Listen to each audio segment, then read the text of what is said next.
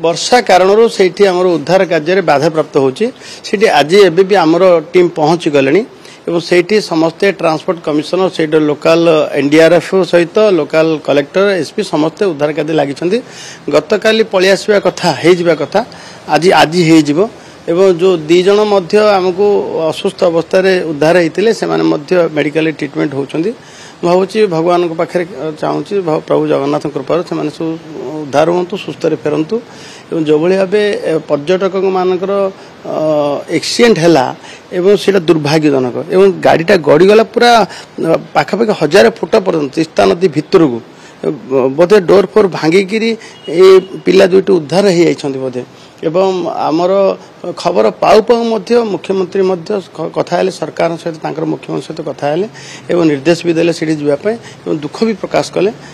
एभलिया घटना केमती न घटू एवं पर्यटक तो जीवे ना चारिआडे एवं एभली घटना घटिले मर्मतुद घटना आम निश्चित भाव दुख प्रकाश करुँ आमर ओडिशार 4 जन निखोज अच्छा आमर इतिश्री जेना से सहित 2 पुओ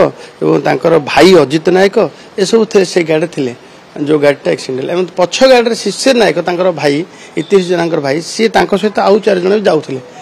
पछ गाड़ी से गाड़ीटा दुर्घटना है ना से ओल्लैक आहत पाखे अच्छा उद्धार स्थान में से घटनास्थल में अच्छा जो सरकार तरफ किसी माने क्षतिपूरण आगे आगे देखो आगे आगे खबर तमाम खबर आसी सारू